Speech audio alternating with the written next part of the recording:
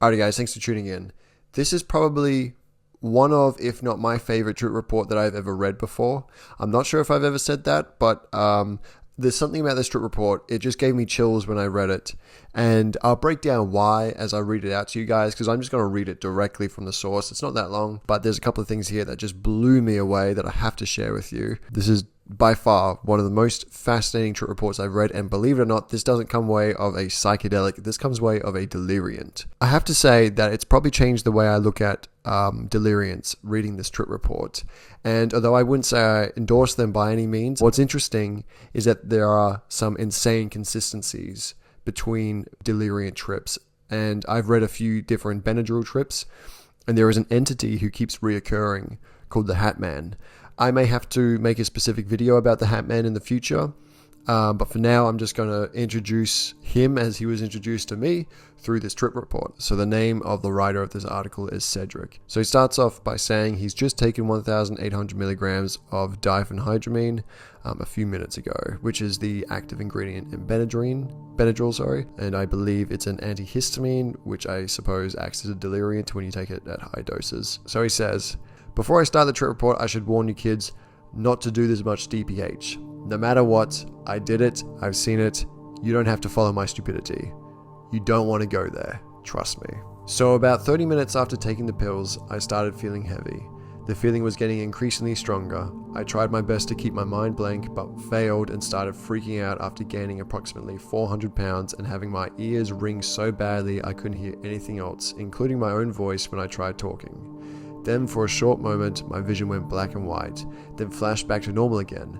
After this, the ringing began to go away, and after it was gone, the visuals kicked in, hardcore. The first thing I remember, my ceiling, walls, and floor were melting, and I was being pulled down by an enormous force. Every shadow in my room was crawling with insects. There was a cluster of centipedes on the floor, and some of them were running around the table. They wouldn't go away when touched. The longer I stared, the more of them would appear until I wasn't in my room anymore. Everything around me was a moving, living mass.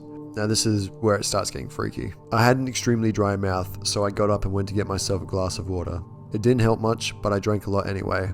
After finishing the third glass, I heard music coming from the other room, so I went there to check it out. First thing I noticed, there was a human-sized creature standing in the corner. I assumed it was a doll. It would lose its body parts from time to time, but as soon as I looked away and then looked back at it again, it was whole. I was afraid to touch it because I was sure it would hurt me. The doll stayed in that corner, dissembling and assembling itself again and again during this whole stage of the trip.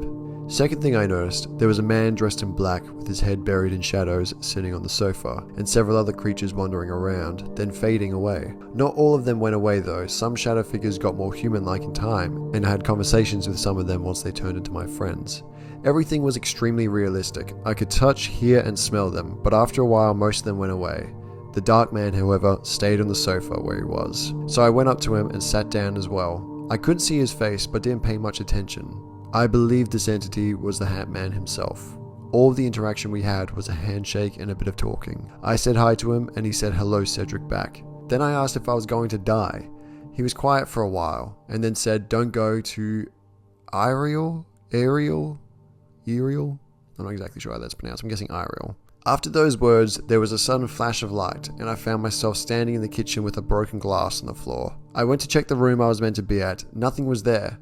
Suddenly I felt that the message I got was very important and I had to tell the others. I'm guessing when he says the others, he means people online. So I went back to my room, opened my computer and tried to post what the Hatman had said, only to find out I was standing at the other side of the room facing the wall. Then I'd go back to the computer to type in it again, but once more I would end up on the other side of the room. I was stuck in a loop. This was extremely terrifying. I think nothing during this trip scared me as much as the thought of being stuck in that loop forever. After this repeated about 6 times, I sent, "Am I actually typing this?" which surprisingly got through. Then another flash followed, and I would hear people knocking at my door. I would go and let them in. We talked, then one of my guests turned out to be my father, who was dead.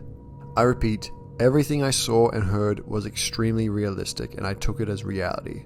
I was paralyzed by horror for a moment when I realized I was dead. It was so clear now. I took too much DPH, too much to come back from where it took me. I asked my father if I was dead. He said no.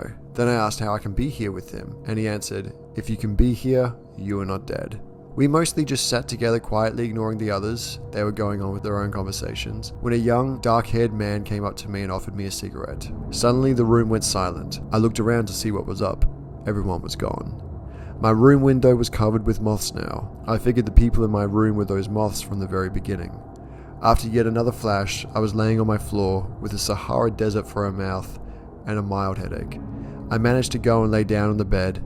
There are many blackouts from this point. Basically, all I can remember are whispers, "Don't go to Ariel," repeating from time to time. And then I think he ends off by saying he's just getting very subtle hallucinations, like visual distortions and auditory hallucinations. And then the final thing he says is, "My faith in humanity equals completely restored," which is very weird because I didn't see at any point what would have done that, but apparently it was.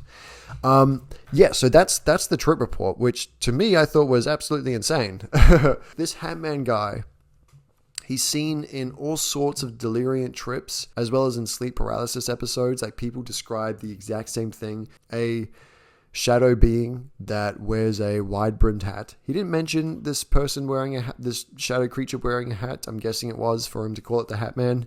But yeah, a lot of people are describing seeing this Hatman being basically approach them either when they're having sleep paralysis episodes and it will come up and press down on their chest, or they will see them during these delirium experiences. But this one was fascinating to me because it was the least aggressive encounter with the Hatman that I've heard so far. In fact, it actually gave him a warning, to avoid somewhere. So it was almost trying to help him out, potentially. I also found it very interesting that the father commented, "If you were here, you're not dead."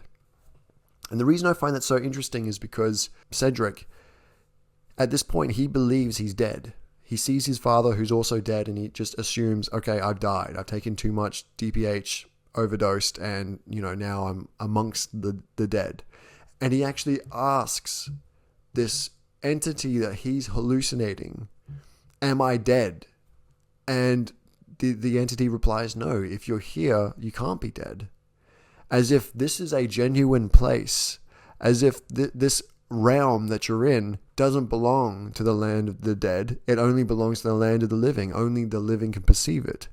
And there are many reasons that could be. I'm not sure. But if I had to guess, maybe, the mind is so fascinating. Like, everything that we're experiencing in this reality is created by the mind. Your sense of individuality, your identity. If you look at a freaking picture on a wall, you don't think to yourself, "Oh yeah, that's a person on a brown smudge. That must be a boat, and he's on blue, so that's an ocean." You just go, "Man on boat on sea," And that's, your mind just creates that narrative. As soon as you see those series of colors and those shapes, your mind just instantly creates that narrative for you. And you're constantly creating this narrative around you. The people you interact with, you have these, you've got your version of reality, and through that version of reality that you perceive, you interpret the people around you, and your mind creates an identity of them for you. Everybody probably perceives a different identity, even when we're talking to the same person. We're all interpreting the world differently. And inside our mind, we store this created identity, including our loved ones. And these are probably the versions of our loved ones that we meet in our dreams. And this is probably the version of his dad that he met during this trip. Really, it's the same version that we interact with when we're sober as well. We're constantly living in this creation of the mind, which is kind of a freaky thing to think about. But truth be told, the version that you've created of your parents, you've created a version of yourself as well. Like, everything is invented in reality. I know this is a bit of a tangent, but for me, I don't interpret it as such a negative thing. I think of it as kind of a beautiful thing, because everything in reality is imagined at the end of the day. So it doesn't really make it any less sincere, or even less real. But yeah, guys, that's the trip report anyway. If you watched this far, I very much appreciate you watching for as long as you did. If you'd like to hear more about the Hatman, definitely let me know down below. And I would like to finish off by saying, if you agree with me and we are living in a reality that our mind is essentially creating for us, don't allow yourself to compromise the life you want to live based on these invented people's judgments. Live the life you want to live. I always say it, but I truly believe it. And I think it's an important mission for us all to start holding our own power, becoming a little bit more independent, emotionally speaking, not having to rely on the experiences of the outside world to gratify us, to give us our sense of worth, our sense of meaning. We're inventing all of these meanings around us, and our own sense of worth should come from within. And I don't think there's anything in the outside world that we need to achieve in order to be as happy as we want to be. Thank you to all my patrons for supporting these videos. You guys are freaking G's. I love you all. And I hope you're all having a fantastic day. If not, make it a freaking fantastic day. And I'll see you all soon. Peace.